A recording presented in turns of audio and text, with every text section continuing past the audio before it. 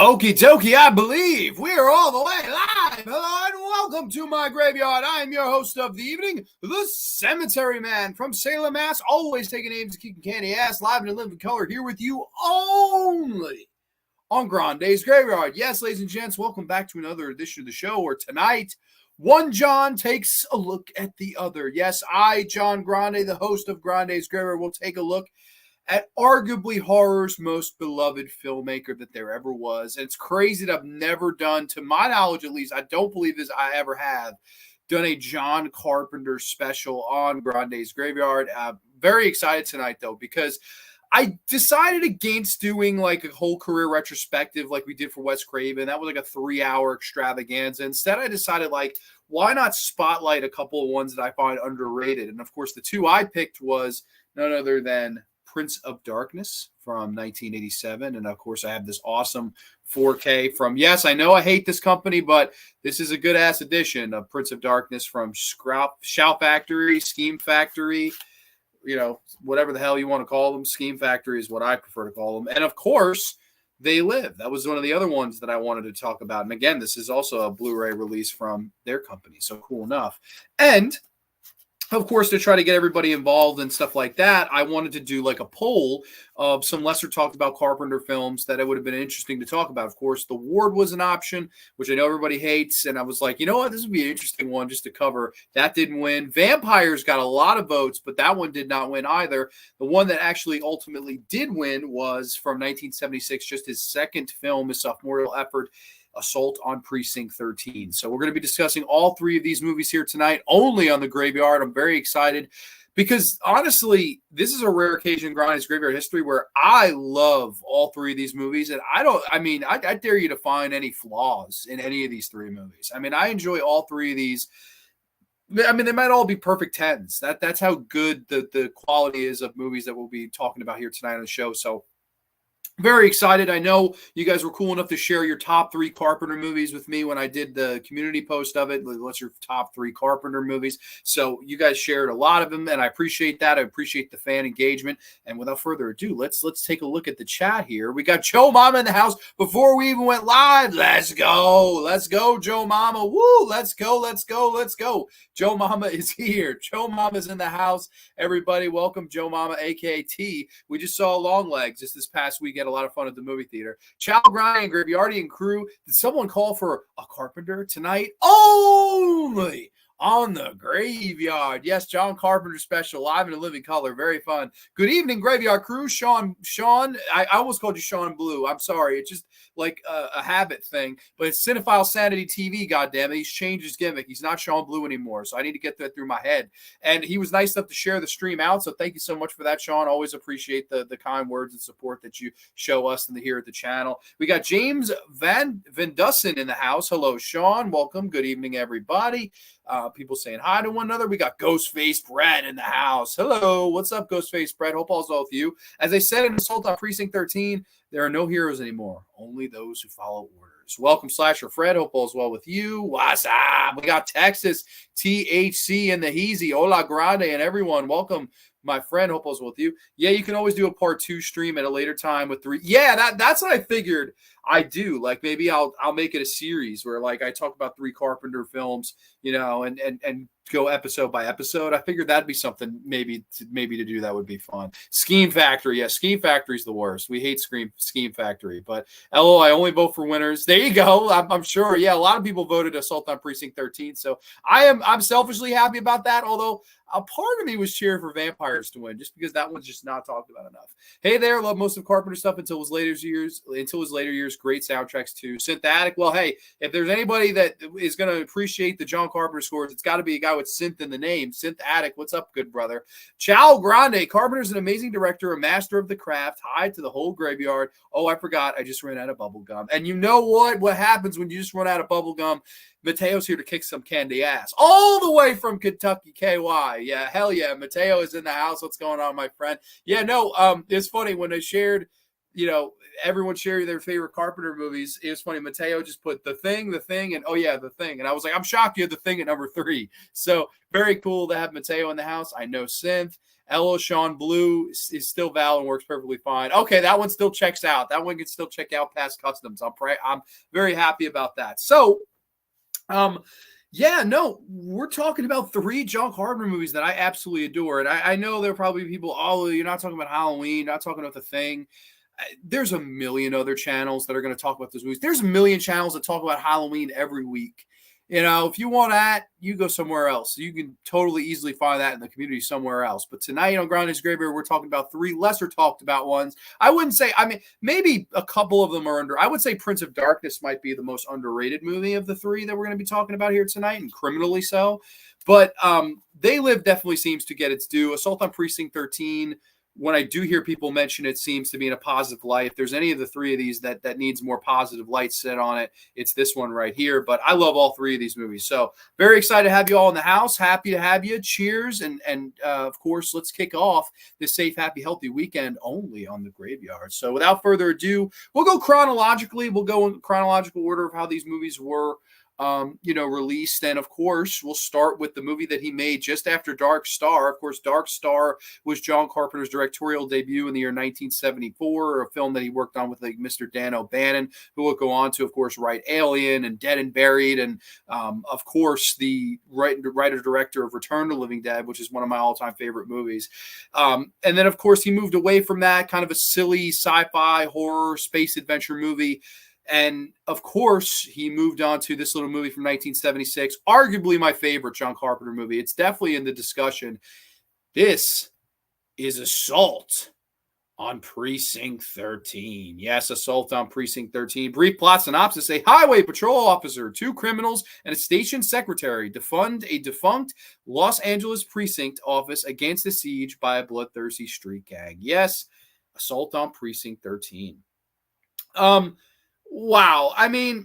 This is one of those movies that every time I watch it, I like it more. And I actually had the privilege to see this in the theater about a year ago. It was a little over a year ago for the first time in theaters. And man, it just blows me away every time. I think this is probably John Carpenter's best non-horror movie. I would even go as far to say that. And it's arguably my favorite from him. And I just adore this thing. And from top to bottom, it's incredible what he was able to accomplish on such a small budget. So this was, of course, his sophomorial effort. He made this movie for an estimated $100,000 to $150,000. That is nothing, especially in 1976. Like George Romero, to put it to you in this way, George Romero makes Night of the Living Dead, Real Gorilla over the year of like 66, 67 for a budget of like $114,000. Of course, that entire movie with a small cast of a lot of them weren't even actors. And of course, it's all shot in a farmhouse. This, in a lot of ways, John Carpenter kind of borrows and derives from that type of movie because, of course, most of this movie takes place in this abandoned police station that has a skeleton crew. So again, Real Gorilla. And what was also so crazy about this is he wrote the script in 8 days. He wrote the complete score in 3 days. That's 11 days of his life. He somehow wrote arguably the best script that he ever wrote, and he wrote arguably the best score that he ever produced. And this isn't just a guy that, he made a couple of things. This is John Carpenter. How many great John Carpenter scores? How many great John Carpenter scripts? And this, in my opinion, has got to be in conversation in both those categories for being his absolute best. The score to start off is incredible. In a lot of ways, it's like a derivative or a ancestor of the Led Zeppelin Immigrant Song. Instead of the bum ba da dum ba dum ba da dum, you get the bum ba ba bum bum bum ba ba bum bum. Come on, Graveyard, bum ba ba ba bum bum bum ba ba bum bum. Excellent score. Just immediately gets you into the vibe, atmosphere, and spirit of the movie. I love the score. It's such a fantastic Carpenter score. And the script, too, I think is fantastic. I really like all of these really cool character actors, in a small isolated place, and they all get their character moments. We get to know all these people. Of course, the lead played by Austin Stoker, who plays Ethan Bishop, this like newly hired lieutenant who it's his first day on the job, like being in control, and they send him to this, police station that, it sounds like it's going to be a quiet night, and it ends up being anything but. Of course, Darwin Jostin, of course, who plays the lead like crook guy, Napoleon. And he just has some amazing one-liners in this. Really like him. I love Laurie Zimmer as Lee, even though I know she hated her performance in the film. Of course, Tony Burton from the Rocky movies, and of course the bit role in The Shining. Always love to see Tony Burton. He's a man. He's not a machine. He's a man. I love Tony Burton. Is like just one of no pain. I love Tony. Charles Cyphers, Nancy Keys, who go on to be in, of course, both of them go on to be in Halloween, playing father and daughter. Funny enough there, Nancy and Sheriff Brackett. It's crazy that, those two actors would go on to work with Carpenter quite a few times. So you have a lot of cool, familiar faces here, and I like that we get to know these characters. I think that's the biggest standout about this movie is its characters. Of all John Carpenter's movies, I point to this one having the best, most well-rounded getting to know you characters. And I thought they were also blue collar and likable. I really liked the sheriff, lieutenant guy, played by Austin Stoker. I really liked him in it because he's just this really humble guy. It's a strong character. I really like some of his line. Like there's a scene where Laurie Zimmer's character, she tries to offer him coffee. She goes, "Oh, hey, do you like it black? Hey, black?" And offer him black coffee. And he says, "Oh, I've been black for 35 years." Like I thought that was a funny line. And, so is the crook, the lead crook, the guy who plays Napoleon. I thought he had so many great lines. We have 4 guns, 2 bullets, a barricade, and no hopes. What do we do? Anybody got a smoke? Like, I just love that. I just thought that some of his dialogue in this was fantastic. I really liked the way that the characters kind of bounced off each other and played off each other in this movie. I thought that was really cool. And the whole premise of the movie really defines the 1970s. Like, Carpenter's a guy to me that really, once after this movie happens, he really feels like he was almost ahead of the 1980s. Like Halloween feels like it was ahead of the 1980s. The Fog, even though it comes out in 80, it just felt like it was ahead of that decade. And then everything he makes subsequently in the 1980s feels very much reminiscent of the 1980s. This is his most 70s feeling movie. And what do I mean by that? It's very much more exploitative. It's very much more in the vein of the stuff that Wes Craven was doing before this in 72 with The Last House on the Left, and of course the year after this with The Hills Have Eyes. Very reminiscent of the stuff that Tobe Hooper was doing with that look, that grit, that kind of yellow tint to the film and the picture. It feels very 1970s exploitation, grindhousey in a way, and I love that about the film. I think it gives this film a different identity than any other John Carpenter film before or after it, and that's another huge thing with me. And of course, again, with that small of a budget, I thought they were so smart in how they kind of, again, hid the negatives and accentuated the positives. We don't have a lot of actors. We'll get to know all of them. We'll give them all kind of 3 dimensions. We don't have, anybody else to do the music. I'll write it in 3 days and do one of the best scores you ever heard. The whole premise and idea of the movie of this kind of street gang who, of course, go on this killing rampage, killing everyone in sight. And the whole idea of we're not going to give them any personality. This isn't going to be a situation where it's like the Warriors and their gangs and they all have their own personalities and character quirks. The gang is almost, emotionless, heartless, almost like the mentality of a fearless warrior, a kamikaze, if you will. We will not be afraid or blink in the eyes of death. We are here to kill. You almost made the antagonist, this group of street thugs, this sort of robotic, evil antagonist with no remorse. And I always thought this was a big precursor to the Michael Myers character that John Carpenter, of course, introduces to the world in the next movie that he makes in 1978. That I think a huge, huge, huge precursor to it. Because it's very similar. It's just they're evil on 2 legs. But instead of one guy that's indestructible, you have a whole street gang that's out for blood. And of course, they target these random people. There's the infamous scene with the ice cream man who gives the vanilla cone. I want a vanilla twist. He gives it to her. Of course, that actress is, I always forget her damn name. She was in the Witch Mountain movies. Kim Richards is her name. She comes out. Her sister is Kyle Richards, who would go on to be in the original Halloween, as well as one of the kids that Jamie Lee Curtis is babysitting or whatever. I want a vanilla twist. And she, of course, gets a regular vanilla. She goes back, "Hey, you didn't give me the vanilla twist." And she walks right into this ice cream man getting assassinated by this group. And without any remorse or any thought, one of the crew just kind of points the gun, boom, and shoots the little girl in the chest. And we see it all.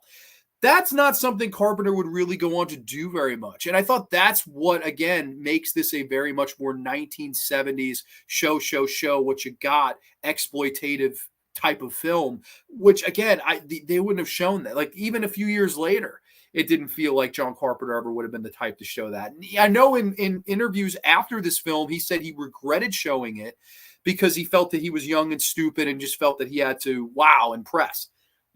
Now, I think there's always a time and place to do that, and I do think this was the time. I do think this was the place. Now, I know there are going to be some people that think that's very tasteless, and that's totally fine if you do think that. I think it was just the era. The era really called for it, because if it was just off screen, it's kind of all right, I know what type of movie we're getting. Well, when you see that, the gloves are off. You know that if a 10-year-old child that's just asking innocently for a vanilla twist ice cream cone could get shot point blank on the screen, then anything can happen. The gloves are off. And I think this was the era more so than any other era to embrace that type of cinema, to embrace the show.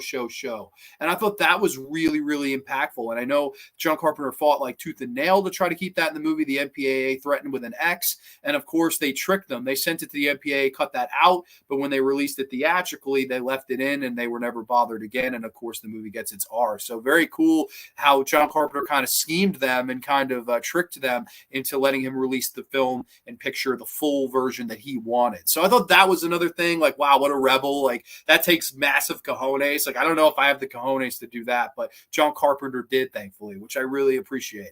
And, the whole idea that this Precinct, even though it's Precinct 9, Division 13, I know that there's a whole thing with why the name of the movie was changed and stuff like that. There's the whole backstory if you care to read into it. It's a little bit lengthy for me to get into, but of course, I thought created this perfect little isolated area for all these people to kind of break in. And it does feel in a lot of ways like a movie that George would do, a very reminiscent movie of Night of the Living Dead. And I think that's what John Carpenter was going for. He even admitted it.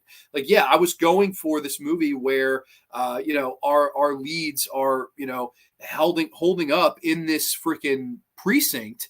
And the people trying to get in are almost like zombies because they don't have much personality. They're just out for blood. They're almost, in a way, mindless creatures. And I thought that was kind of cool. It's almost like John Carpenter's Night of the Living Dead in a way. But, of course, it's much more exploitative, much more Western cowboy action elements to it. And of course, that's why, because John Carpenter was a big Howard Hawks guy. John Carpenter was a big Westerns guy. And of course, when you hand somebody a budget of $100,000 to $150,000, whichever it may have been, whichever it was, that's nothing, especially in that time. I mean, he basically said, you know what, I'll make it work. And I think that was the beauty of this particular movie. John Carpenter proved what he can really do with nothing. And this is a big reason why the next movie, they tripled or doubled his budget with Halloween. He gets to $300,000.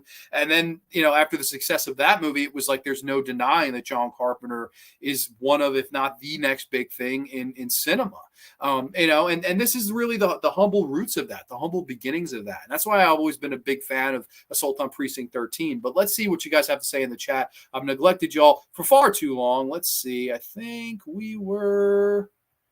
Oh boy, I don't know where we were. I think we were here. I think that what made John Carpenter such a tremendous director is that he based some of his movies on what was happening in America back in the days, like or Reagan, like an Escape from New York, or totally. Or They Live is a movie that definitely is talking about whatever he think is wrong with society. So I always really appreciated that. I liked his voice because I also don't think he ever beat you over the head with what he was thinking. He just really presented what was going on and then kind of executed it in an entertaining way. And I think that's really the difference between being preachy and being truly talented and good at directing film like John Carpenter was. Does that Prince of Darkness 4K have a slipcover? It does have a slipcover. Ghostface Fred. Boom. Has a slipcover. So, to all the slipcover aficionados, this one does have a slip. And it is an awesome little transfer. Dolby Atmos. Really cool edition, I got to say. Yes, Mateo, I haven't met Brett. No worries. Let's see. The first half of Assault on Precinct 13 feels like an anthology because you have different stories tied into one movie, and then suddenly the different stories meet. Yeah, that's a good. I never thought of it that way. That's totally valid. Speaking of Carpenter music/movies, I posted one box jam covers of Morricone title track from The Thing and Assault on Precinct 13 title rack. Very cool. Very nice. I just wanted a vanilla twist. God damn it. She got shot right in the chest for wanting that. John Carter was a big fan of those classic movies, and he based them on his movies. Of course. Yeah, no, that's a huge, you could see the influence there and the execution. Also had to edit, post, and I guess spell check got me when I wrote Prince of Darkness, and it gave me Princess of Darkness. Oh my gosh, that would be the remake version of it. It's a female devil. It's a female Satan. God damn it. Great modern version of Rio Bravo. The vanilla twist scene is always effective for me. Dude, me too. And I know some people I've heard complain about that. They feel that he shouldn't have gone there. But, man, in my opinion, in that era, in that decade, you had to. I really don't think there's a question of should he not have. I think you had to. The genre was just going there all the time. That was the time where it really took its gloves off. We went from peace and love in the 60s, and then we showed everything in the 70s. And, man, I just think it had to. I really do. I think that scene – without that scene in this movie, I really think this movie would lose something. I really do. I think that exploitative element is so important, especially from this time, the mid-1970s, when you're coming and competing with other movies out there, especially in the horror picture. I love the deleted or added scenes of movies like the alternate opening to Escape from New York, which shows Snake and an accomplice pull of a heist, which results in him getting arrested. Yeah, sure. That scene really makes the film because you're shocked as fuck. I agree. I think without that scene, you still have a good movie. Don't get me wrong. You still have a great movie, but I think that it just immediately you're like, wow, okay, like you have my curiosity, gentlemen, but now you have my attention. You know, that type of like holy crap moment. It's called Operation Save Ass. Yeah. I showed this movie to a bunch of friends like 10 years ago. They couldn't believe it was made in 76. Have you seen the remake with Ethan Hawke? It was not that bad, in my opinion. It was not that bad. I don't mind that remake. It's just also not up to standard with this. Like, I feel like it pales a little bit in comparison, even though they had more money. They had more named actors. Obviously, Lawrence Fishburne was in there. I definitely don't dislike it, but it's not, I don't think, nearly as good as this. Like, I really like the original version a lot better. But again, there's not many remakes that I'm going to say I put over the original, if any. As the African-American prisoner says in the movie, they are not afraid to die. They want to rip us apart, no matter the cost. It means to the death. Yes, exactly. Like, I love the way, and I love that they had Tony deliver that line, man. Tony is just, what a great talent that guy was. I just love him, man. And it's funny, like, he was in so much stuff right around this time. This was the same year Rocky. He does this in Rocky back to back. I mean, that's crazy. I mean, two awesome movies. Working with two Johns, John Carpenter, John G. Avildsen,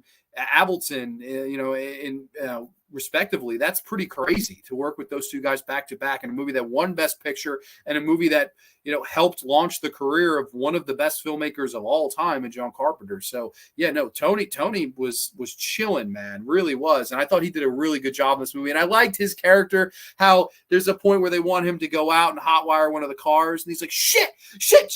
And they're like, what? And he's like, I just always lose. I always lose these things. And the cops he's like, all right, good luck. And he's like, oh, I got two cops wishing me good luck. I'm fucking dead. Like, see, I thought his disbelief in himself was really funny. And the whole, like, I'll challenge you for it. And you're thinking, what are they going to do? Like, what are they going to do? Draw straws? Or are they going to do, like, play to 21 fingers? And instead they, 1 potato, 2 potato, 3 potato, 4.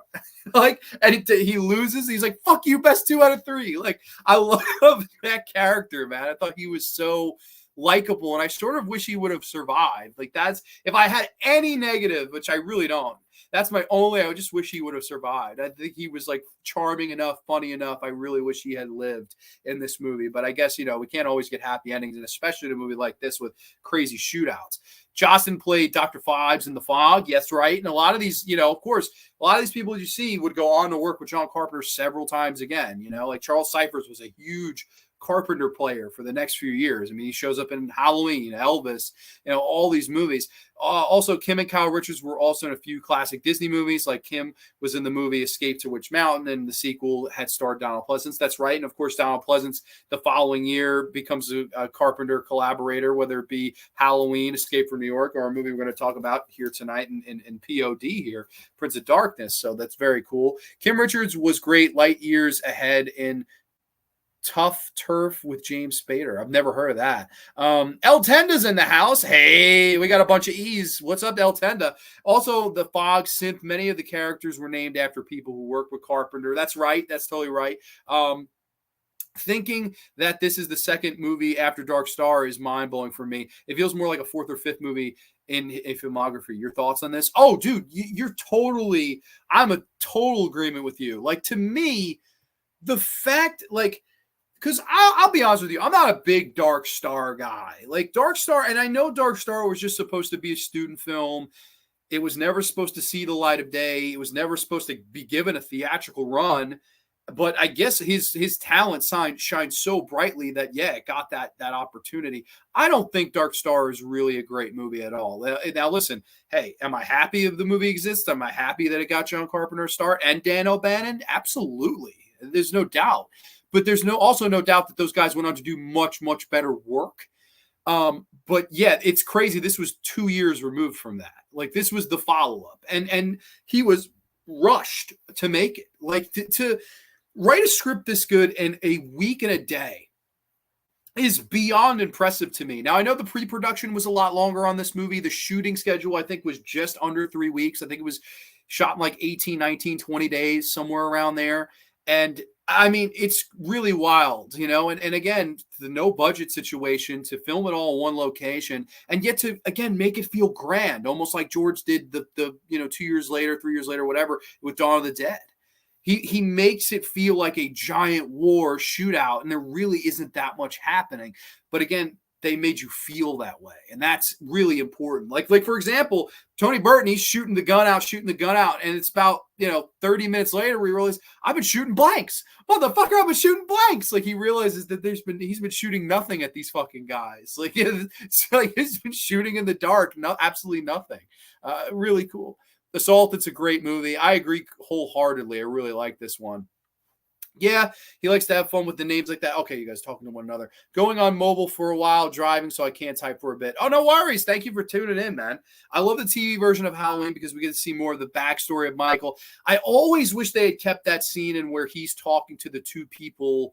I don't know if it's at Smith's Grove or there's one scene they deleted where he's talking about him that I wish had stayed in the movie. There's one really, really key scene that I always wish they'd kept in there. Get that Slippy for Mernsey. Oh, does he really want it? I don't give a shit. He can have it. I don't give a shit about slip covers or anything like that. Like, I really don't care. I know there's the slip cover scalpers out there, which I was actually, it was funny. I bought recently for Vinegar Syndrome, the Boogeyman on 4K.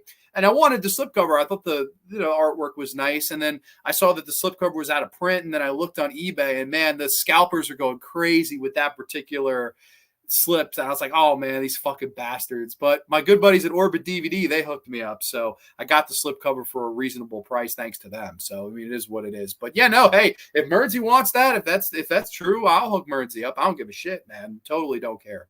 But yeah, no, Assault on Precinct 13.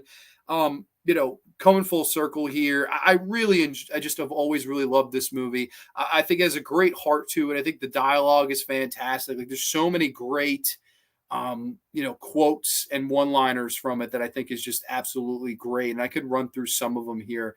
I love Napoleon. I think his character is so cool.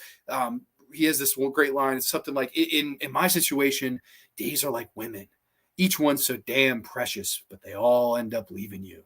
I love that line. That's a fantastic line. And also, do you still have the gun? 2 shots. Should I save them for the two of us? Save them for the first 2 assholes who come through that vent. Like, awesome. What a fucking rah. Like, yeah, save for the first 2 assholes. We're going down. We're taking as many of these motherfuckers down as we are, and we can with us. Like, I absolutely love that, man. I just think that's great.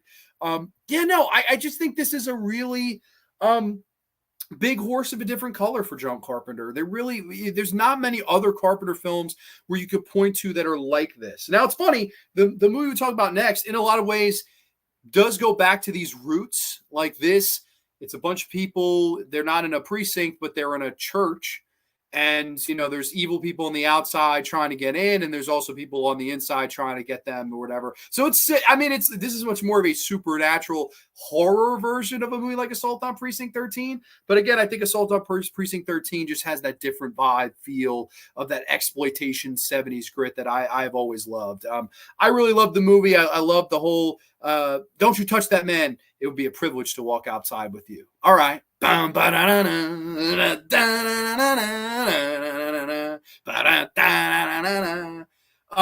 Just great. I honestly think it's got to be in the conversation for John Carpenter's best movie. I know that's unpopular to say. Probably a lot of people wouldn't have this in the top 5 John Carpenter movies. For me, it's got to be in the discussion for number 1. It's definitely my top 3. I don't know if it is number 1, but man, it's damn close if not. So yeah, no, Assault on Precinct 13. I just absolutely love this movie. I have to give it a 10. I know that's probably a high rating for most, but I have nothing really wrong other than they kill my boy Tony Burton. I don't have a damn problem with this movie. I really don't. Not one single fucking problem. So Assault on Precinct 13 for me is an absolute perfect movie. 10 out of 10 in my humble opinion. But let's see what the chat has to say. I think we were here. I think that Starman was his version of E.T. because instead of having a child dealing with his parents' separation, you have an Earth woman dealing with her husband's loss. That's a good point. And, we'll get into the brief period, of course. Well, brief period. This was really the golden era of John Carpenter before we kick off the next movie. I mean, of course, so Assault on Precinct 13 comes out, and there's also another really fun story with Assault on Precinct 13 and some of its distribution. I know, of course, this was a movie that was acquired by Erwin Yablans, who that name's going to be, sounds familiar, of course. A guy that went on to produce a lot of Carpenter films, a guy that would end up being tied in, of course, with the Accods and stuff like that, with the following movie that he had made. And of course, the film popped off in Britain, and one of the main producers of a little company studio called Miracle Films purchased the British theatrical distribution rights. And that man that you may be thinking of, the name of this guy was Michael Myers. And of course, John Carpenter, the following 2 years later, for double the budget or triple the budget, depending on who you ask, in Halloween, names Michael Myers, The Shape, after that guy, who was just this great guy that ended up, giving John Carpenter quite a good chunk of change to distribute Assault on Precinct 13 for Britain to enjoy. So I thought that was kind of cool how he, took that guy and named him after Michael Myers. It's like 50 years later almost, and Michael Myers is still this fucking horror icon. It's like one of the biggest horror characters ever, and it's just named after this little guy in Britain that owned a studio called Miracle Films. So crazy how John Carpenter became full circle. But of course, The Fog comes out. It's a classic. The Thing comes out and unfortunately was not a commercial or domestic hit in the United States. I know the film did better overseas, but the movie wasn't a huge hit box office wise in the US. Then he goes for Christine as a director for hire. He moves on to do non-horror projects in Starman with Jeff Bridges, which nets him an Oscar nomination. He goes on to, of course, Big Trouble in Little China, which has become one of everyone's favorite 80s cult movies, and we just all love you know what Jack Burton says? What the hell? I love Kurt Russell in that movie. Unfortunately, though, the studio he dealt with that did not market the movie, did not know how to sell the movie, did not do a good job in marketing the movie. Thus, that movie bombed theatrically. It was a $25 million budget. I think it made like 11 million, 12 million. So it's not a movie that did or perform well. And then, of course, John Carpenter said, let me take a step back. I want to go back to my creative independent horror roots. And of course, he went back to my opinion, one of his most underrated, if not his most underrated. And that is the movie from 1987, Prince of Darkness. Yes, Prince of Darkness from 1987, a movie that I have just absolutely loved since the first time I've seen it. And every single time I watch it, it really grows on me. I think this is arguably one of Carpenter's best movies as well, and a movie that just never fails to impress me. I really, really enjoy this thing. So brief plot synopsis. A sinister secret has been kept in the basement of an abandoned Los Angeles church for many, many years. With the death of a priest belonging to a mysterious sector, another priest opens the door to the basement and discovers a vat containing a mysterious green liquid. The priest contacts a group of physics graduate students in order to investigate it. Unfortunately, they discover the liquid contains the essence of Satan himself, and they also discover that he will release his father, an all-powerful anti-god of antimatter. The liquid later comes to life itself, turning some of the students into zombies as the devil comes forward to release his father. Can the students stop him in time, or will the Prince of Darkness will be released forever? That's quite a plot synopsis. Nothing brief about it, but I like that one. I really do. So there's the plot synopsis. We'll get into this movie. I just want to get to, there's a couple of comments before we do. Don Belville's in the house. Good brother Don. Welcome, my friend. Jay Carp really killed this Western/70s style gang style movie. Dude, yes, I love Assault on Precinct 13.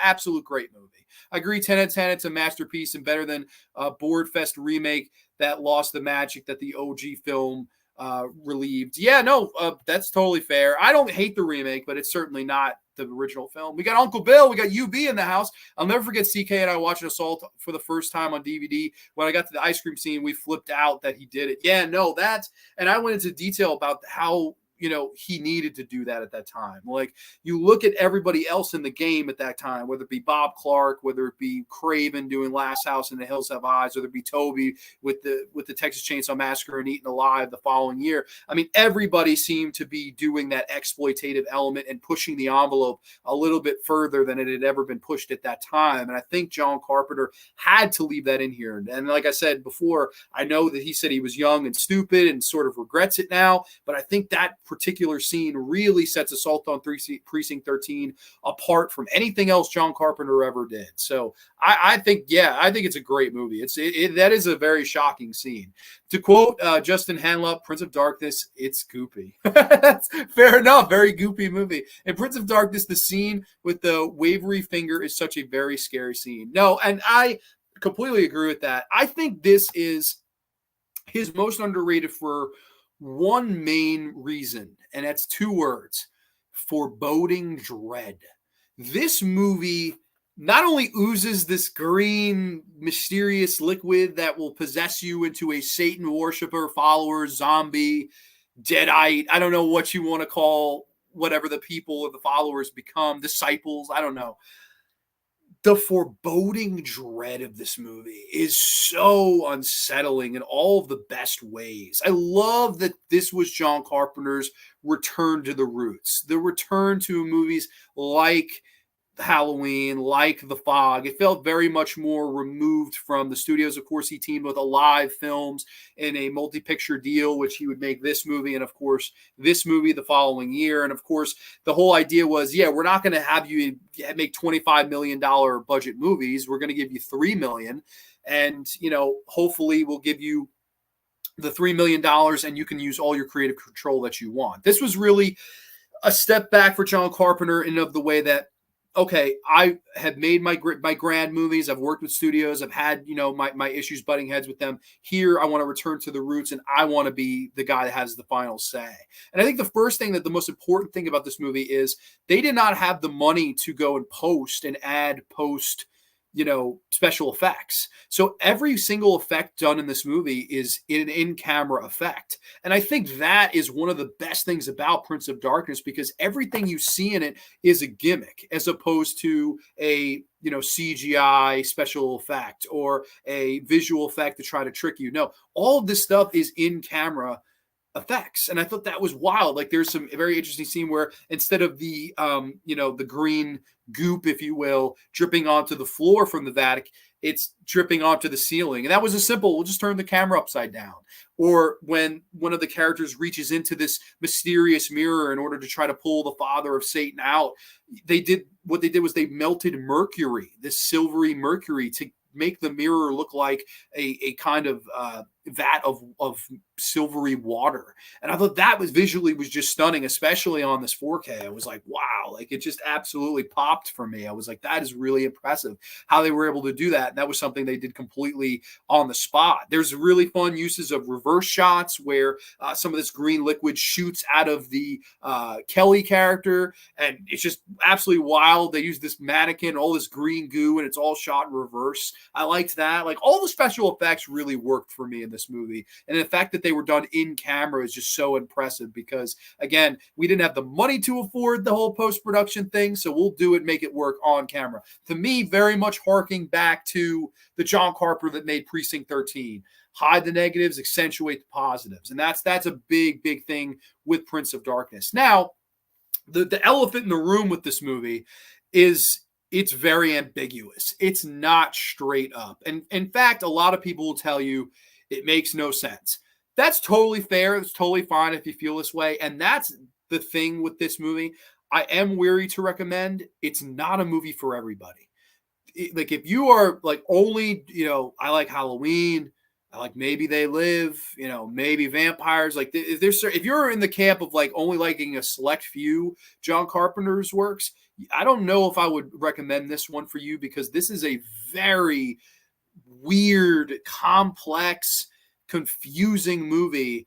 And I just think for me personally, at the time I saw this, it was exactly what I was looking for. But for the average Joe Blow horror fan, I don't know if you're going to like this. In fact, I think you would hate this movie, as a matter of fact. And I know it was hated by critics. A lot of critics hated it. Gene Siskel famously said that John Carpenter had lost his way and lost all of his creative and all of his smarts and creative juices and all this stuff. Like Gene Siskel was infamous for bashing this movie. And funny enough, in this movie, John Carpenter bashes him right back, which I thought was such what goes around comes around. Some good karma for Gene Siskel, who I thought his review was just so off the mark with saying this movie has no imagination.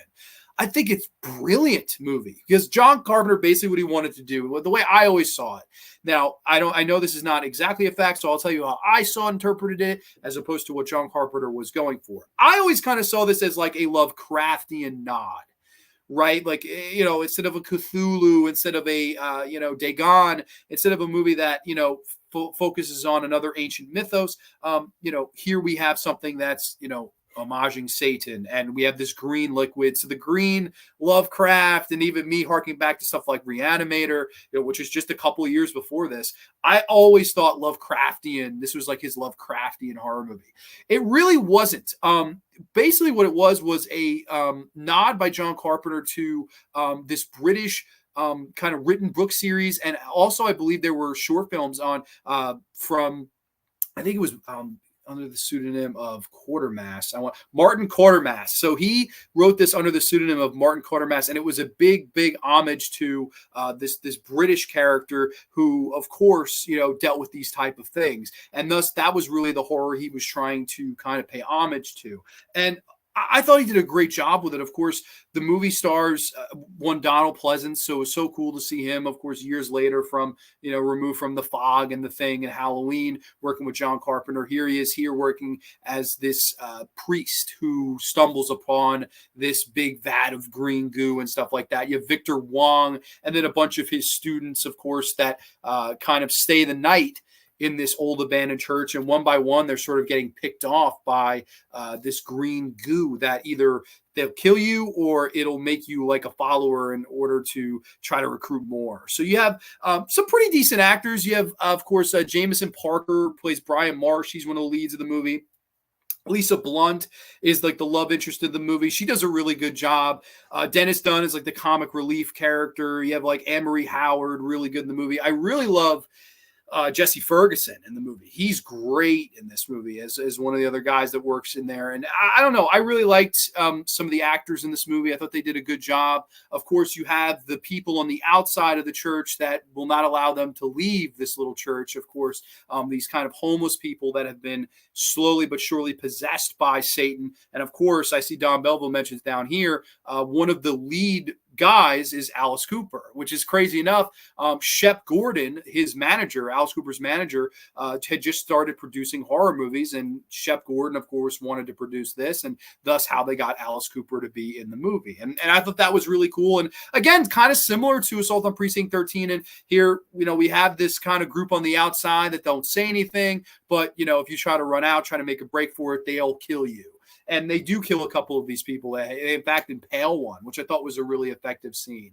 I liked how weird this movie was. I liked the whole different kind of pacing for a John Carpenter movie. It is a little bit more slow. It does take a little bit more time to build its foreboding dread that it ultimately does pay off. And I thought that was the coolest thing about this particular movie. I really, really liked the way that it's structured.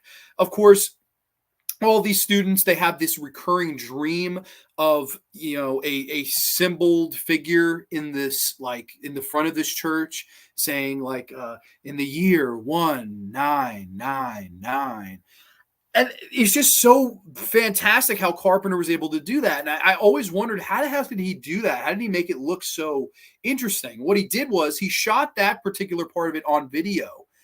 Then he put it in a VHS tape, played the VHS tape on a shitty TV, and filmed it with one of the cameras that he used for the movie. So thus gives it this distinct wiped your ass with it look that really works to make it an effective nightmarish sequence. I loved how that was done. I was like, wow, like that from day one impressed the hell out of me. And I thought it was just absolutely brilliant. And again, there is a part there where, again, in one part of this, it's one figure at the end. It's a woman that's, been there, one of the characters in the movie. Again, that's a huge inspiration for what I did with Down by the Bay in the beginning with the, woman in yellow in the beginning, as opposed to the one in the end, the old switcheroo. That's something I totally garnered an inspiration from this particular movie. I always loved how they do that switcheroo in this movie. I thought that was great. I love they're all having this kind of same nightmare, and then one by one, this liquid, it almost feels like it beckons them in. Like the character played by Anne-Marie Howard, she's just great in this movie. I love her intensity once she turns. She's just kind of looking, and this stuff just kind of squirts in her mouth, and she's horrified, terrified, and then she's turned. And like the deadpan look of not blinking, just completely staring a hole through your body. I thought she was so effectively creepy in this, man. I really liked her. I think this is arguably his most effectively horrifying movie. It's really scary film. And it really earns all of that. I really like how it's done. There's the great scene with, of course, Jesse Ferguson, where he's singing Amazing Grace. Amazing Grace, how sweet the sound. And he takes a pencil and starts to jab himself in the neck. And they're all, no, no, no. They're trying to stop him. And everybody, hell is pretty much just breaking loose in this movie. And in a great way. Like, I love how all hell kind of just breaks loose here. It's just really, really well done by Carpenter. And also, the score in this movie too is just great. Like from top to bottom, you're gonna have a hard time finding a John Carpenter movie that doesn't have a great iconic score. And this one's no exception. It plays pretty much throughout the whole movie, it feels like. And of course, if you do have this edition, the Dolby Atmos, it sounds fucking badass. It sounds really, really good. If you have a good sound stereo system, it's incredible to listen to. I really, really enjoy the musical score in this movie. But let me get back to the comments here, and then we'll jump more to this movie and the mysteries of this movie. I guess maybe a little bit of how I interpret the thing. Let's see. I think we were here. The movie also had a cameo of Alice Cooper, and he also did a song called Prince of Darkness. That's right. He was heavily in horror movies at this time. Of course, he's Freddy's dad in a couple of years from this, which unfortunately that's a movie that's better left forgotten. Sub Grande, All Hell, Ghost of Mars, just saying. Horror and Metal Maestro, Red Rusty 66. Russ has spoken. Ghost of Mars is a fucking disaster. I have buried Ghost of Mars on a When Good Directors Go Bad stream. I buried that movie. So if you want to hear my thoughts, by all means. Masterpiece of yummy, but to each their own. Fair enough. Hey, man. That's totally fine. Prince of Darkness was a part of the trilogy. Yes, that's right. The Apocalyptic Trilogy, which it's The Thing, it's Prince of Darkness, and In the Mouth of Madness. I never really looked at that as a trilogy. Like, I've never decided or tried to watch those movies back to back to back. I think in a lot of ways, this feels much more like an early 80s John Carpenter movie, like very much more like something that would have came out after The Fog or before The Thing, like right around there, because it does feel very much, I know Dean Cundy was not the cinematographer on this, but it does use the wide angle lenses and has that kind of distortion in the background. If you're looking very closely, if you're a nerd like me and you're always looking for, certain picture quality and stuff like that.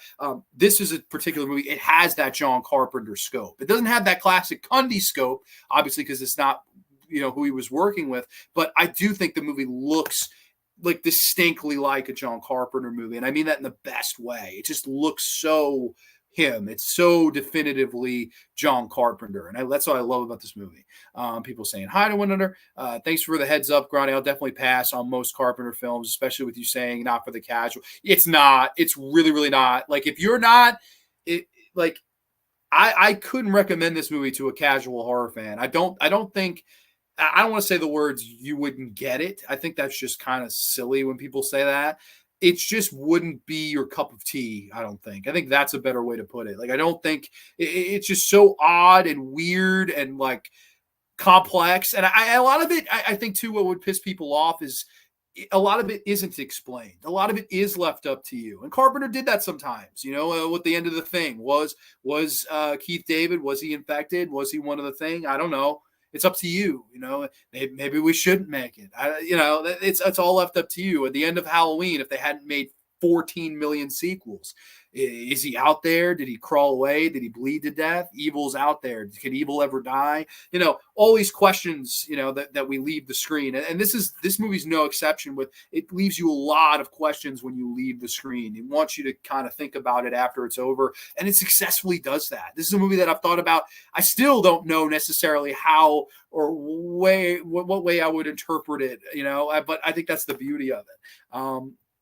In the Mouth of Madness is such a wonderful movie because it raises the question of what is real and what is not. Because at the end of the movie, there you go. There's another one that's a great. Thank you for that's a great segue. Alice Cooper, of course. We got good brother Tom in the house. Hey John and Chad. The weirdest of Prince of Darkness is the reason it works. I watched Quatermass and The Pit after seeing Carpenter saying it was an influence. Yes, that was a big, and that's why he went under the pseudonym of. What was it again? Martin Quatermass. Like, that was a big inspiration for him. I always thought Lovecraftian, like with the way that, it's talking about gods and it's using the vibrant color green. And that's why I used this green kind of thing for the show. I totally thought Lovecraftian, and there probably is some in there, but he's definitely more going for the Quatermass and The Pit, that type of horror. And I thought it was really cool. He was looking to make a horror movie discussing, matter versus antimatter and God versus the anti-God. And, here we have all these kind of applied physics students being introduced to this, and like one by one they're being introduced to this. And of course the whole idea and goal is for son Satan to get father Satan out of the other realm through this mirror, which again was done with that really cool Mercury special makeup effect that was all done in camera. I love the whole build to it. It's really, really well paced and built, I thought. Both POD and The Ward are very underrated. Wow. So very few like The Ward. That's a very interesting take there. I think Prince of Darkness is totally underrated. I agree with that. If I'm not mistaken, Shep Gordon also produced The People Under the Stairs, Shocker, Village of the Damned, They Live as well. Yes, he was a part of Alive Films, which I believe also did work in correspondence with Universal Pictures sometimes. They also worked with Wes Craven, of course, on all three of those movies that you just mentioned. Fucking Serpent in the Rainbow, I believe, might have been one of their movies. So it's funny. There's a lot of like 3-packs you can get of those three, and sometimes this is even thrown in there. So yes, that's absolutely true. You're right about that. In Escape from New York, the opening scene in which the two prisoners try to row their way to freedom only to be shot and killed is such a suspenseful opening, and Carpenter did those a lot, and he did them very effectively. The opening of this movie I always thought was really effective, of how we see this priest on his deathbed, and like it's really spaced out with all the showing the actors' names. Like, it's really, really, really well spaced out. We're getting a little story, a couple actors' names. Some story, a couple of the actors' names. Story, who did the music. Really cool. I wanted to like this one more than I did, but better than Vampires. Saw both in theaters and paid full price. Oh, I'm jealous. Now, I know this is in a couple of weeks. this is going to play in theaters. I am so freaking excited to see this in theater. I just watched it in 4K, and I guarantee you I'll be in the theater that night when it plays. I'm very excited for that. Bronson Wright Wolf, that's a first-time name. Welcome, my friend. Welcome to the graveyard. I'm sure you already know this, but Ozzy Osbourne is known as the Prince of Darkness. Well, absolutely, and we got to love Ozzy. Ghost of Mars, oh no. Yeah, that's a terrible one. Did you like the anthology series which aired on Peacock? I did not watch it. I saw a very disheartening interview from John Carpenter about that series where he said that, I directed everything. He directed it via satellite, one of the episodes. And when I heard that, I'm like, man, I'm not interested. Like, you can't direct something via satellite, man. I'm sorry. Like, I just kind of completely was like, I'm good. Ghosts was awful. Back to my comment before on later Carpenter Drek. I just subscribed to your channel. Thank you so much. I appreciate that, sir. As a science person, the phony physics stuff was annoying. Okay, see, I actually really liked that. I thought it was very ambitious. I wonder if the son of Satan in this was an influence on Constantine. I don't know. I never thought of it that way. I mean, maybe. It's definitely a possibility. I don't know. I think this is so... Maybe it inspired a lot. Maybe it inspired nothing. I don't know. I mean, the movie was made for $3 million. It grossed just over $14 million. So the movie did make a chunk of change. I mean, it made almost 5 times its working budget. So the movie was a success following the commercial, flops, not critical flops of The Thing and Big Trouble in Little China. But those movies did not make the money that they were supposed to make, I guess, for lack of a better term. This was a profitable movie, though, and happily so. And then, of course, his big return follow-up movie was this before a 4-year hiatus. And then we get Memoirs of an Invisible Man, if you want to talk about the worst John Carpenter movie. But this one in particular, just everything about it works to me. The whole way that it builds to a finale, the character... The one character that gets locked in the room, Dennis Dunn, is Walter. He gets locked in the room, and the 2 women are just staring at him through this locked door, and they're trying to tunnel their way into him. And he's like, Walter, hang on, Victor, hang on, Walter. And without missing a beat, he goes, I have to go to the bathroom. They just cut the scene. I don't know why that always gets me to crack up laughing. It's such a, you're on the edge of your seat, and it's just a perfect, a little levity in such a tense situation. I thought it was perfectly done. Again, you don't go full humorous, but it was just a very light, I laughed. It brought me, it thankfully relieved my, eeriness and on the edge of my seatness just a little bit. And then, of course, it just engages itself back in. That's what I really like about this movie. I think it's just so dreadful. It's so that foreboding dread just... It's there from minute 1 to all the way through the end. That's so hard to do. And I've always felt this way too. I feel like this feels very much more like a foreign film in some ways. And I don't know if anyone's going to agree with that. I totally get very much foreign film vibes. I can't explain exactly or compare to a specific filmmaker, but I just feel like this movie, when I watch it, there's something very un-American about it. I don't know what it is, but it really does feel like it could have been made in Italy somewhere, or it could have been made in Britain or just another country. It just feels very much, un-Hollywood. And I guess that was the point. It really does hit home and drive home there. Now, this whole thing of, Satan and resurrecting his father and all that stuff, there are people that probably thought it and look into it and studied it and have their whole conclusion and stuff like that.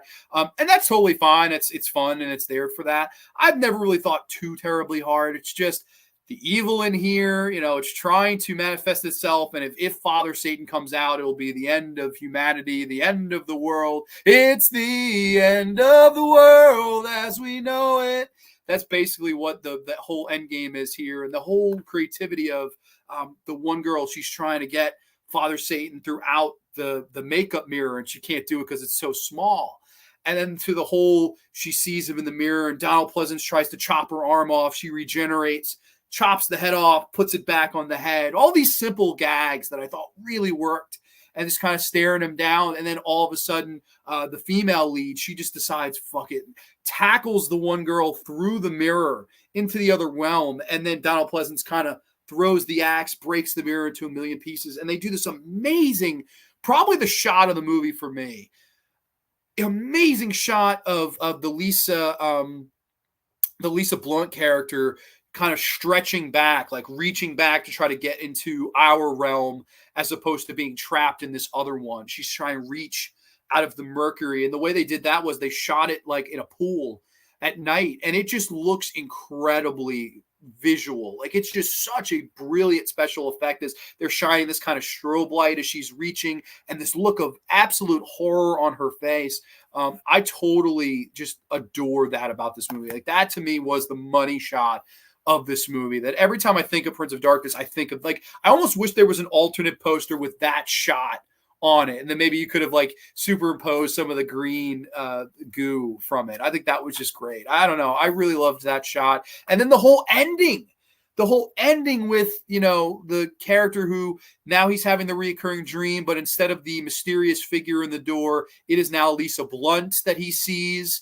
And he wakes up and her, you know, kind of rotting body's next to him. He screams, wakes up again.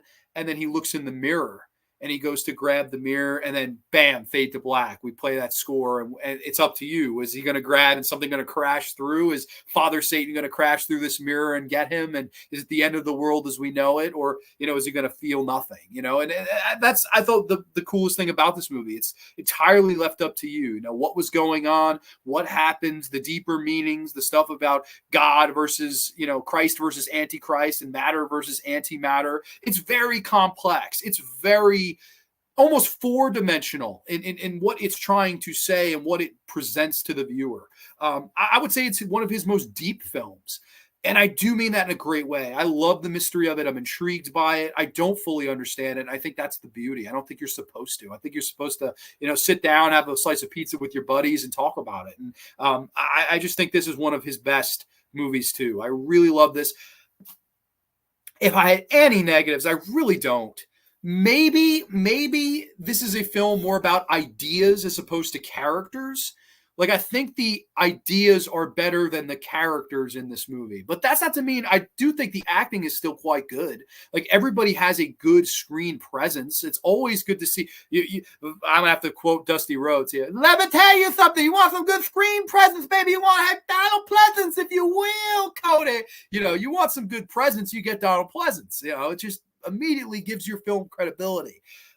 I don't know. I thought all the actors brought some good intensity, especially when some of them turn, like some of the, you know, the ways they turn and some of the scare sequences of, you know, people kind of bending down to get things. And then there's a shadowy figure behind them.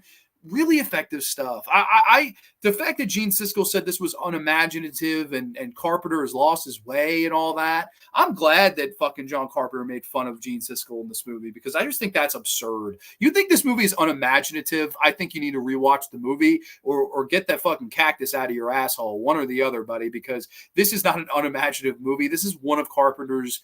I think it's his most underrated, and I think it's probably his most impressive film. This is his most impressive. It may not be his best, but it's his most impressive film in my humble opinion because it's the most unlike him that he ever got. It's just a very interesting way of presenting evil, 10 years followed by a movie like Halloween. You know, I really, really like this movie. Really like it. I'm sorry, but it's a 10.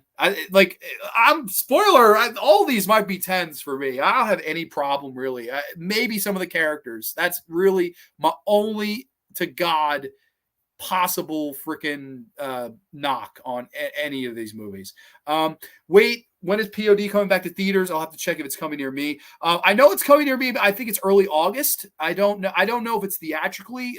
I'm sorry. I know it's theatrically. I don't know if it's nationwide. But I know here in New York it is. So we do get spoiled that way. The series Suburban Screams felt like a version of Unsolved Mysteries. Okay, very interesting. Speaking of Memoirs of Invisible Man, everything that Chevy Chase touched after 1985 turned to shit. He had the reverse. Well, hold on. That means, do you not like Christmas Vacation? Because that would have been 89. And that's my favorite Christmas movie. I also... Mateo, I hope you don't hate me. And I don't know how you feel about this movie. Do you not like Funny Farm? Because I love Funny Farm. Like, Funny Farm to me is his most underrated movie. It's the vacation movie that's not a vacation movie. Like, I don't know if people are familiar with that movie. It's so fucking great. It's him and his wife, and they move out to this, like, fucking country home, and like everybody in the town is fucking nuts. Their mailman tries to kill them every day. They buy a dog that runs away from them on the first day. There's the infamous scene where he goes to this fucking diner and starts eating bull testicles, and he eats the world record without knowing it. And then when he finds out what it is, he gets sick. And the thing with the movers and the fucking bridge collapses, like Funny Farm is one of my favorite comedies, and I believe that's a post 85 joint. So, but understandably, like, I get what you mean. Overall, totally agree with that, but I don't know. Those two specifically, I do love. Which horror director do you prefer more? Carpenter, Craven, Burton? Wow. I have to go Craven, and I feel bad doing that on John Carpenter Spotlight Show, but I have to go Craven because Craven was able to, like, I don't think, as much as I put John Carpenter over for Assault on Precinct 13, and I do think it is a perfect film, I don't think he ever made anything quite like Last House or Hills Have Eyes in that, like, getting to that level. Listen, the exploitative elements of Assault on Precinct 13 are there, but like Last House and Hills of Eyes are the movies that define that particular cinema. Like, they are drive-in 70s grindhouse horror.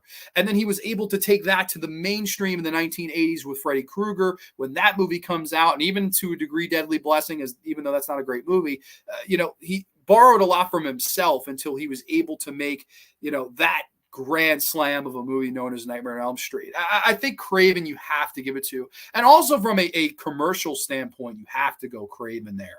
Because you look at 3 different times in 3 different decades, he moved the genre. I mean, Last House was the drive-in, rape, revenge, exploitation horror movie of the 70s. Nightmare on Elm Street was the, supernatural dreamsicle slasher movie of the 1980s, and then Scream was the meta slasher of the 1990s that moved on. I thought it was absolutely fantastic. I think you have to go Craven for me, but I love all 3. Burton of those 3 has made.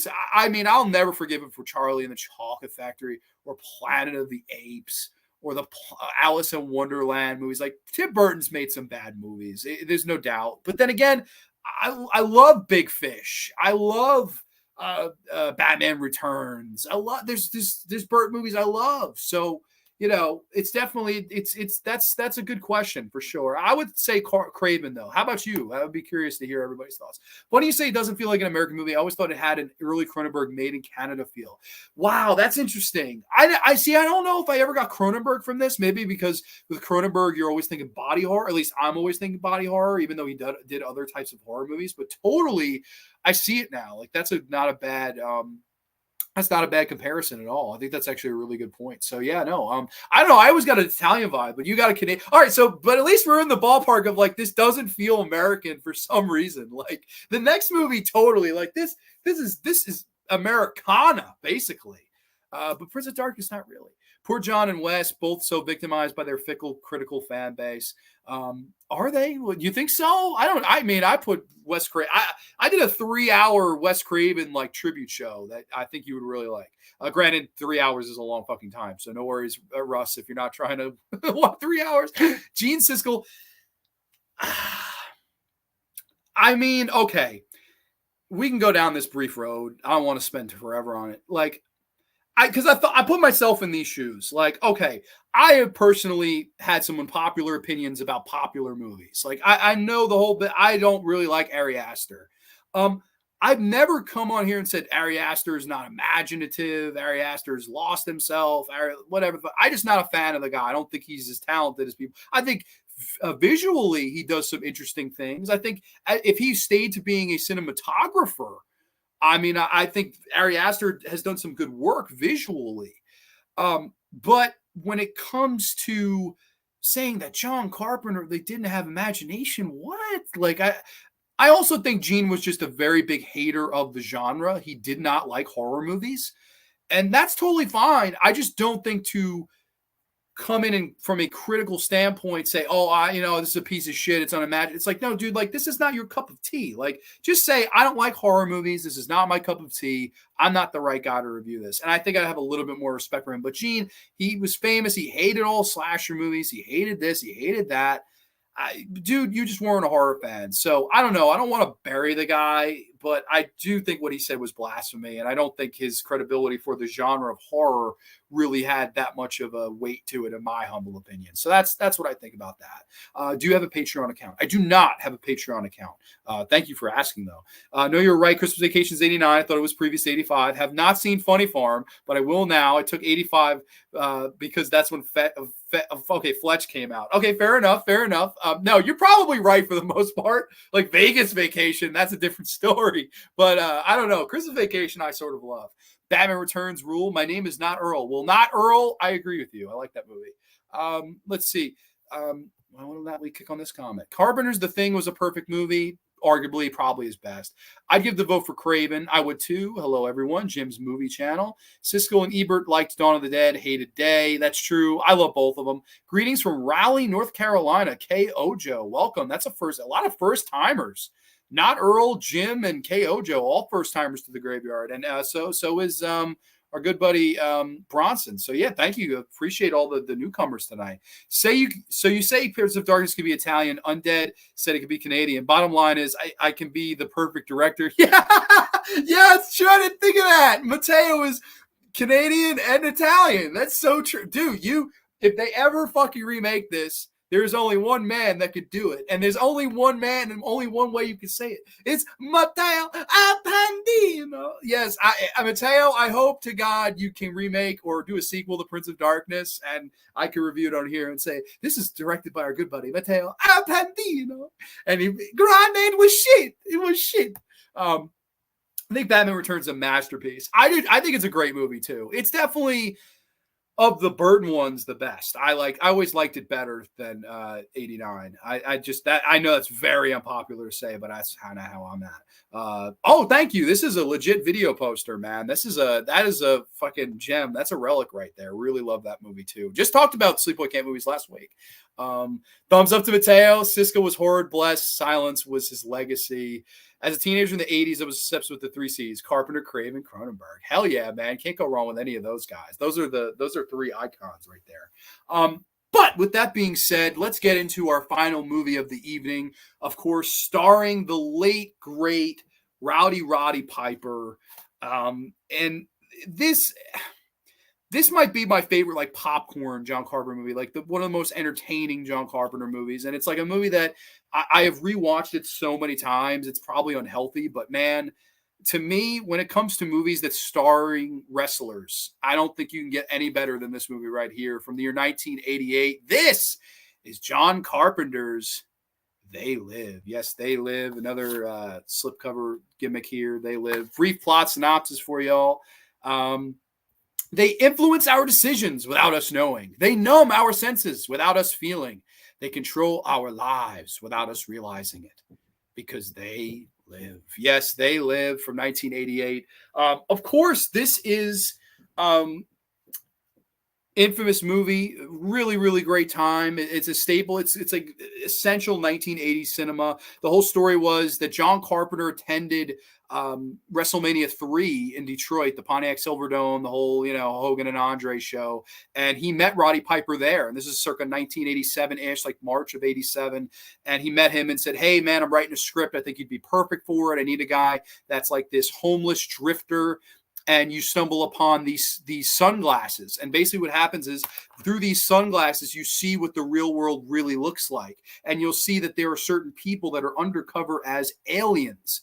And you'll see that there are certain propaganda, certain promotions, certain advertisements, certain people on TV and certain billboards that will say, obey, that will say, marry and reproduce, that will say, spend your money, that will say, back the mindless drones of the government.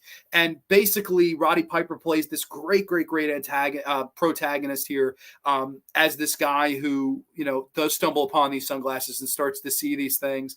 And of course, ultimately tries to stop what he feels could be the end of the world. These alien creatures starting this global warming thing that will enslave and take us all over in a way to trick us. Because, of course, without the glasses, they'll look like normal people like you and I. And, of course, with them on, you could see who's for real and who's an alien. Very simple, but such a great idea. And, of course, we've talked about the score of the past 2 movies. You can't talk about this movie without the score. The classic boo, boo, boo, boo, boo. mean, great. I love the score. That kind of old. It feels like almost like a kind of old backwoods western kind of score. I really liked that. We are introduced to Roddy Piper's character. He's this drifter that's looking for work. He finds this construction job. Of course, there he meets Keith David's character, who, of course, had worked with John Carpenter 6 years prior in The Thing. And I always really liked Keith David. I thought he was awesome character actor. And he's fantastic in this, too, as this guy. They kind of befriend each other, kind of not. Like, Roddy's kind of weird with his social ability, but they cling on to each other, and they kind of stay in the shelter with one another. And they make small talk about life and families and situations, shit like that. And then, of course, out of the kind of peripheral vision, Roddy starts to notice some weird things going on. There's this weird church across the street where these people kind of meet and talk about all these weird things. And at first, Roddy thinks they're crazy, but he gets a pair of the sunglasses that they're all wearing, and he realizes that they're anything but crazy. And in fact, they're kind of like this small group of mercenaries that have banded together in order to try to defeat the big bad alien race that's on the rise. And man, just some of the to me, the entertainment factor of this movie is just untouchable. Like Roddy Piper walking the streets and looking at the fucking newspapers and being like, oh my God. And then the guy going like, you going to take it or what? You're going to buy it or what? And gets in his face and he puts it back. He's like, no way. When he goes into the grocery store and sees this old woman and with the glasses on, he goes, it looks like you left your face in the cheese dip back in 57. He goes, you're okay. You formaldehyde face, real fucking ugly. Just like his delivery of these lines is so funny. And that's why, I mean, I always love Roddy Piper. He's not the biggest guy, but he has the biggest mouth. And Carpenter was genius. I repeat, genius to cast Roddy in this role. I mean, you're working with Kurt. You're working with Kurt Russell, just an absolute icon, one of my all-time favorite actors, with 4 movies in Elvis and The Thing and Big Trouble in Little China and Escape from New York and all these great movies before this with Kurt. To get a guy like Roddy and to have him kind of be the mouthpiece of this movie, I thought was such an interesting change of pace and so refreshing to see. And it gave Roddy a brief. I mean, Hell Comes to Frogtown. Roddy made a lot of movies after this too. There's no doubt about it. This always being the best of all of them, without a doubt. I know Dusty Rhodes is a big fan of this movie. And Roddy put the glasses on, baby, and everybody was turning into monsters. Like, I love Dusty Rhodes' review of this movie. It's pretty funny. I just love that. And of course, Roddy walks up with the freaking shotgun and he goes into the bank and the classic line, I've come here to chew bubble gum and kick ass. And I'm all out of bubble gum. And just starts shooting all the aliens in there. And I've got one that can see. Like, I don't know why, man. I just love this movie. It's just so great, and it's just so like of its time. Like, this is one of the more of its time John Carpenter movies. Like, it's distinctly later 1980s in the best way. I love the look of the thing. I think it has a nice scope, a nice look. I think all the actors do a great job. You have arguably the best fight scene in cinema's history. I really believe that. Now, people probably laugh, roll their eyes, turn this off, whatever. That's fine. You can totally do whatever you want to do. This particular fight scene I thought was brilliant. I thought this was so funny, man, with Roddy and freaking Keith David, where he's trying to convince him. He's like, listen, put the glasses on. You have to see what's going on. They're gonna enslave us all. And Keith David's like, stay away from me, you sick mother. He tries to walk away and he's like, hey man, and he kind of grabs him on the shoulder and Keith David punches him. And it starts a brawl that literally takes over 7 minutes until it's over. It is a 7-minute parking lot brawl between these two guys. And I thought it was great. I thought it was just such a fun fight between these two guys. And it feels very WWF, like very, like, again, you got Roddy, who was from the WWF. So he probably was able to kind of choreograph this little 7-minute Hollywood backlot brawl mini match, years before that happened with him and Goldust. And what was it, WrestleMania 12 in Anaheim? So that was really cool to see. And they're doing back bumps and, face plants and fucking, kneeing the balls and swinging, 2x4s at each other and back bumps onto the car and put the fucking glasses on and fuck you, throws the glasses at him and shit. Like, it's just such a fun scene, a fun battle between the two of them. I really liked that. And, I see Mateo mentions too, the whole I know probably a lot of people, well, Grande, you hate politics. Why would you like this movie? Totally fair. That's totally fair if you think that, and that's totally fine if you make that point. Completely understandable. I almost don't view it that way. Like, okay, I know it does, and this was a big, like, I think this was his commentary on Reagan, like Reaganomics or whatever. Because obviously, this is, you got to forgive me, this is before my time. I was negative like 9 when this came out. So this was way before my time. I don't know exactly what was going on with the country, but I do know that like some of the stuff in this movie does remain true to this day. Like the whole like spend your money, blah, blah, blah. Like that's what it is. I mean, look anywhere, that's what it is. Like I thought it was so smart at its look at society. I always looked at it as kind of a satire on society and how fucked up society is, as opposed to, you know, this is my political. I know there's been, you know, people on the right wing and the left wing that have their, oh, it's making fun of the left. No, it's making fun of the right. I've heard all that, whatever. I don't look at it. To me, that makes the movie unfun. And They Live is anything but unfun. Like you're gonna have a good time watching this movie, no matter what side of the fence, in my opinion, that you're on. And if you don't have a side like me, I just have a good time with it. I don't know. I like the whole thing with this. So that's my personal thing, like the whole marry and reproduce. And I don't know. I thought that was great. And how these slimeball, you know, film critics, Gene Siskel is one of the aliens in this. I thought that was great. I was like, yes, like what a fun little jab, like a fuck you to Gene Siskel. I thought that was really funny, man. The one thing I never, even upon a rewatch this time, I don't know if Meg Foster is the greatest in the movie. And I know a lot, and that's probably sacrilegious for me to say that. I don't like, she really doesn't have much to do when you think about it. Like he runs into her, he like kidnaps her, but he's like, okay, I'm trying to convince you that I'm okay. You know, they're all going to take over the world. She throws him out a window. He eventually meets up with her in the finale. She kills Keith David, which I always had a problem. I was like, I wish he would have survived. Like, I hate that.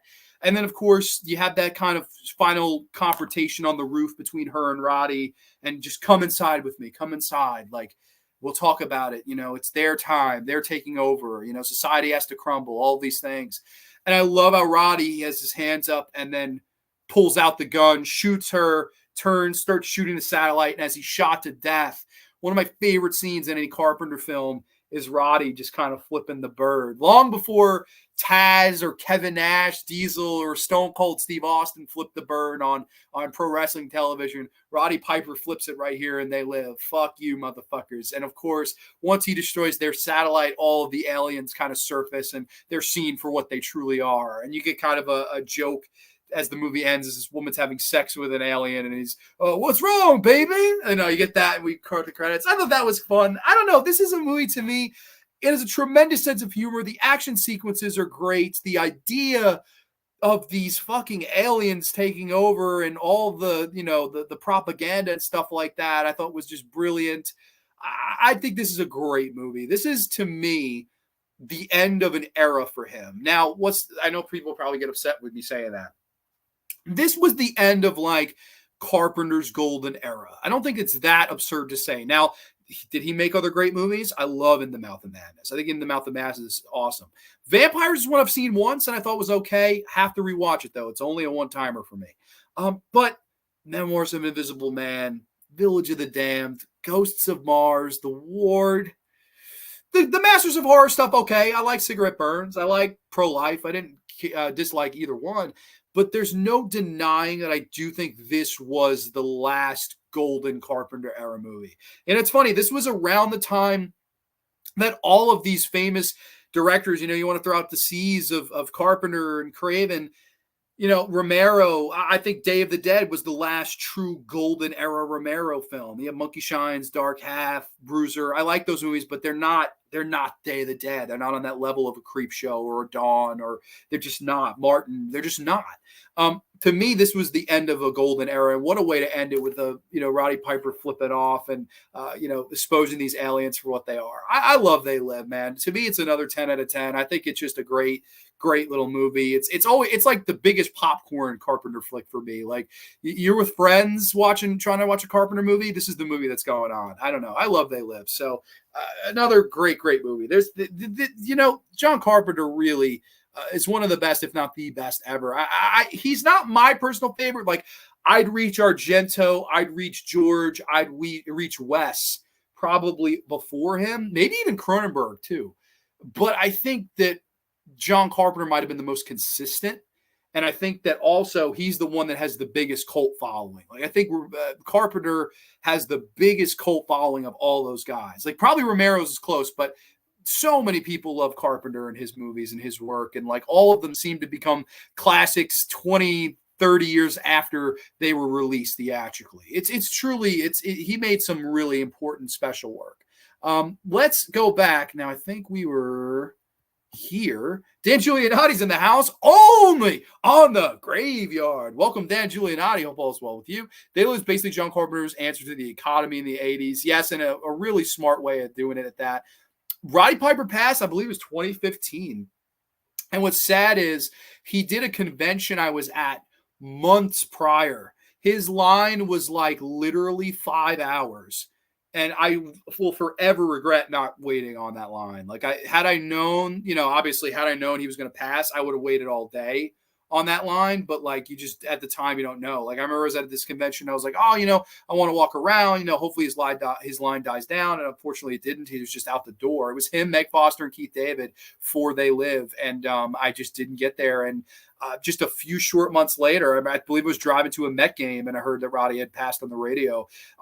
Heartbreaking. I know that the guy, his father had died at 65 and he had heart problems. So, he had a family history of bad heart problems. It's really sad. And, aside from even some of the acting roles, it was just one of wrestling's most important pieces. One of wrestling's most important characters and figures that there ever was Roddy Piper. I mean, in ring, he had great matches with like guys like Bret Hart and definitely had some great matches, but he was more known for the mouth and the Piper's Pit. And I always remember the one at WrestleMania 5 with Morton Downey, and he kept blowing the smoke in Roddy's face. And I always loved that. That was one of the best Piper's Pit. And everyone remembers the Jimmy Snuka and the coconut. And Roddy Piper was great. There really, truly was never another Roddy Piper. He was just great. Finally, the only other Carpenter movie I really like. Okay.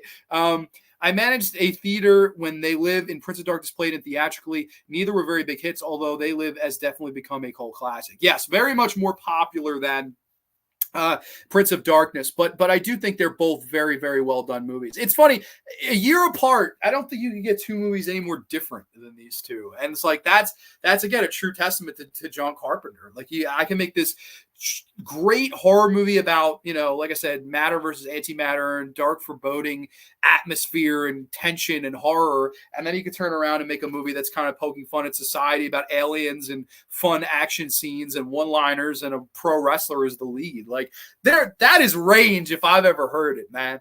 They Live is my second favorite Carpenter movie behind The Thing. That's an awesome pick. All of these would be in consideration. Like if I had to do maybe we should do it. Maybe we should do a top 5 John Carpenter movies here tonight on the show, just because we're doing the spotlight. I think all 3 of these would find their way in the top 5. Like I think The Thing is probably number 1. Then I would probably say Precinct 13. Then I really, really might say this movie. I really like this a lot. And then maybe this, and then maybe Halloween, because Halloween, it's like, it feels like it's his most important film, and it's the film that gets the most love of anything he ever did. Like, it's the most beloved movie probably in the history of the genre. So it's kind of my nature to be like, wait a minute, what about these other movies that he did that are fucking great too? You want to shed some light there, spotlight there. And that's, I guess, what deters me from having it higher. But yeah, I think all 3 of the ones I talked about tonight would be in my top 5.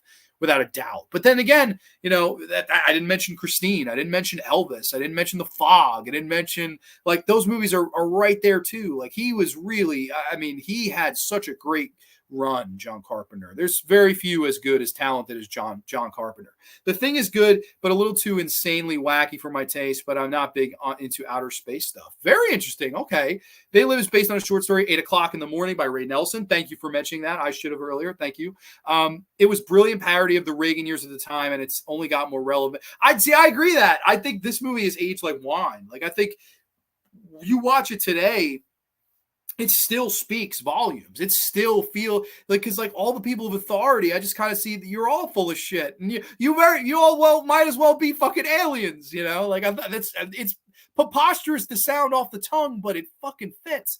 Not in my top 5 of his, but I do love They Live, and it comes close. It's so much fun, and I love the story. A lot of nostalgia. I think that, yeah, no, listen, I could totally see somebody saying this is a lesser one because I guess it's more I guess more over the top, but I do think it has important things to say underneath the silly surface. I guess that's the big thing. I also really like how Roddy Piper's character's name is Nada, meaning nothing. Yes, exactly. The scene where Meg Foster's character is revealed to be in cahoots with the aliens, such a very shocking twist. We think that she's joining the human resistance against the aliens, even though she doesn't really say much. Like, she really, how many lines does Meg Foster have in this movie? Like, it's really, really, really minute, the lines that she has. They Live is arguably Carpenter's last great movie. I would say it is. I know I like In the Mouth of Madness. I like some of the Masters of Horror stuff he did.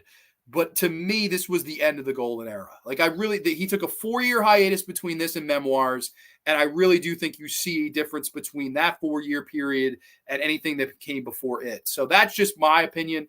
Again, it happened with all of them. Well, look with Dario. After Opera was the same year, or Opera was 87. After 87, Dario was never the same. It just never.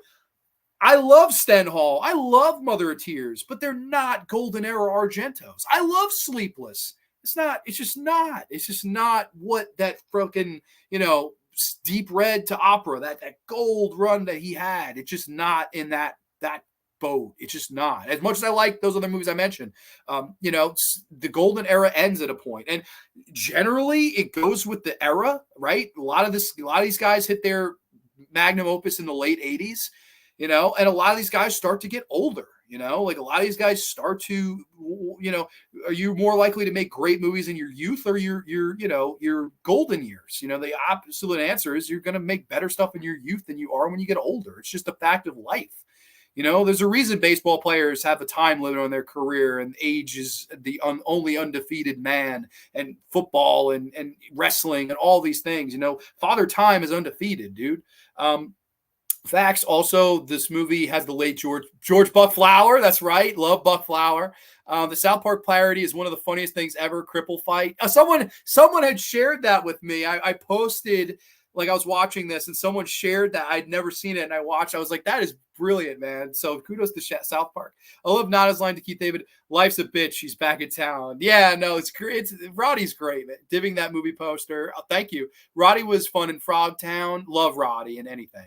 If you watch the trailer, it doesn't reveal the skeletal aliens until the end. That's actually, I don't know if I've watched the fucking trailer. Yep, I did mention that. Love They Live, very big political metaphor. I think the fight between Roddy and Keith, one of the two was really injured. Oh, I didn't know that. I did not know that. I would love to know who. Imagine if it was Roddy. You can't hire a wrestler for a movie and then not get a suplex in there. Exactly. You can't not take a back bump from said wrestler. Actually, my favorite line is when Roddy is in the grocery store talking to the guy. Yeah, that line is classic, man. This one, real fucking ugly. No holds barred. This is your God. Yes. I don't know if you've ever seen it, but there was an underrated time travel movie Carpenter has produced called The Philadelphia Experiment. I have not seen it, no. Commentary still holds today, sadly. That's true. It is sad. No independent thought. That's right. Ginger Ninja's in the house. What's going on, buddy? Michael Paré and Nancy Allen in Philadelphia Experiment. I've never seen it.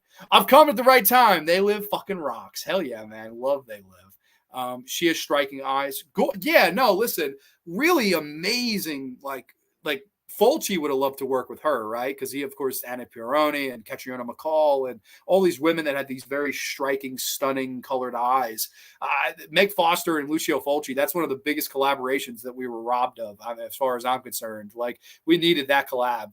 I find it interesting Meg Foster was in Masters of the Universe a year earlier. The street fight at WrestleMania had that's right.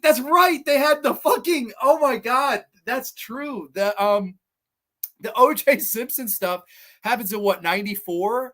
And then the Hollywood backdrop brawl between Roddy and Goldust has the Bronco chase scene in it. Like, it's so weird. And I know that was originally supposed to be Scott. It was supposed to be Scott Hall, Razor Ramon against it was supposed to be Scott Hall against Goldust, but Scott Hall was going to jump ship. Like, I think he was done a few weeks after WrestleMania or a month after WrestleMania. So they docked him off the show to not have to pay him for WrestleMania. And that's why they got Roddy Piper.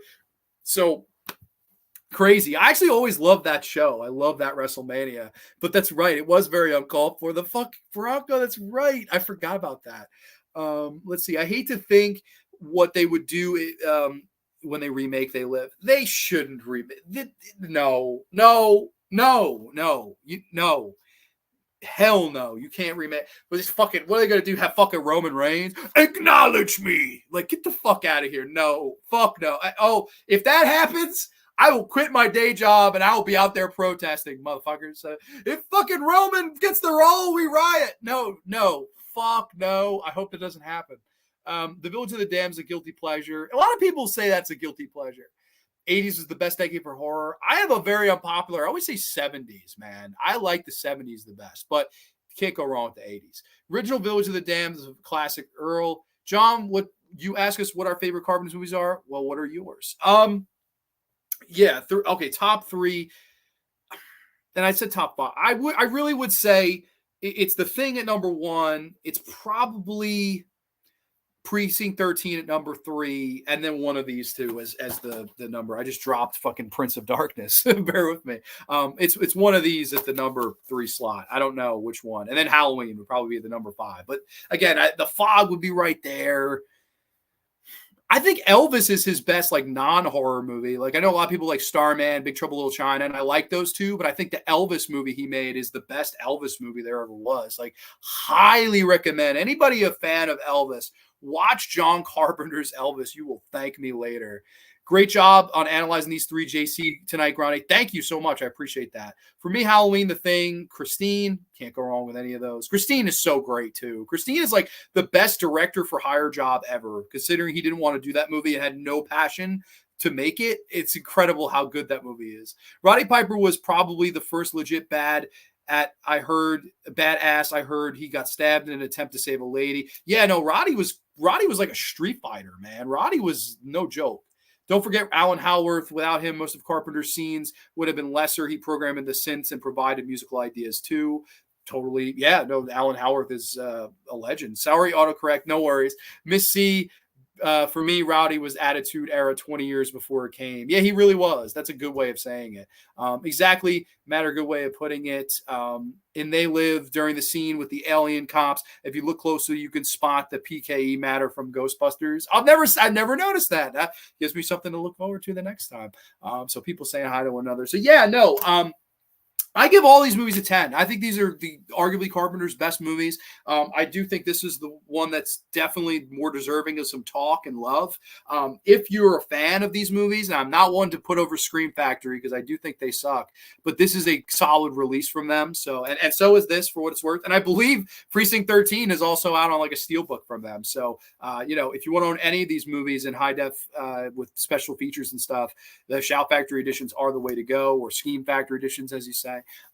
But I love all 3 of these movies. I'd be open to doing another one of these, or even if we want to start with, other directors, if you want to do those down the road, if you want me to take a look at 3 other Carpenter movies, or, we could totally jump around with that. So brief, I want to share with you guys the schedule for August has been made. I will share that with you guys either sometime over the weekend or on Monday. Next week on Grande's Graveyard, we welcome my good friend Andrew Polillo to the show as he counts down his top 5 favorite Godzilla movies. So all my Godzilla fans in the house, going to be very excited to have Andrew talk about, his favorites. And of course, he is also an actor. So we'll, give some getting to know you questions for him. First timer on the Graveyard. Going to be a lot of fun to work with Andrew, and I have some very fun things planned for August that I will share in the community tab post coming up. So everybody, I'm very much looking forward to that. Some brief comments as we end here. I agree with you that Prince of Darkness definitely is the most underrated movie. Holy,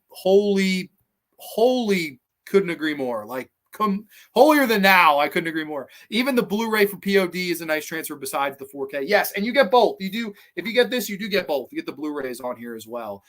But I will say the 4K looked great and the sound was nuts. Do one for De Palma. Man, I just got fucking Blowout from Criterion. That is very funny you say that. Maybe it would be fun to do one on De Palma. I think Did I cover? I believe I covered Sisters on an episode, and I know I've talked about Carrie. Brian De Palma, my favorite filmmaker. Well, you can't go wrong with fucking Brian De Palma. He's one of the best ever. But everybody, thank you so much for watching. This was a really, really fun show tonight. Talking all things John Carpenter. If you're catching the replay, comment down below. Let me know your thoughts on Assault on Precinct 13, Prince of Darkness, and They Live, respectively. Or if you want to give me your top 3 Carpenter, if you haven't already, your favorite Carpenter movies, that's totally cool. I want to say thank you, of course, to Mr. John Carpenter, one of the best there is, best there was, and best there ever will be in horror filmmaking and just cinema, as a whole. And this was a lot of fun. So everybody, thank you so much for watching. Have a safe, wonderful, happy, healthy weekend, and we will catch you next time. Only on the Graveyard. 2 Sweet Peas, and we'll catch you next time, everybody. Good night.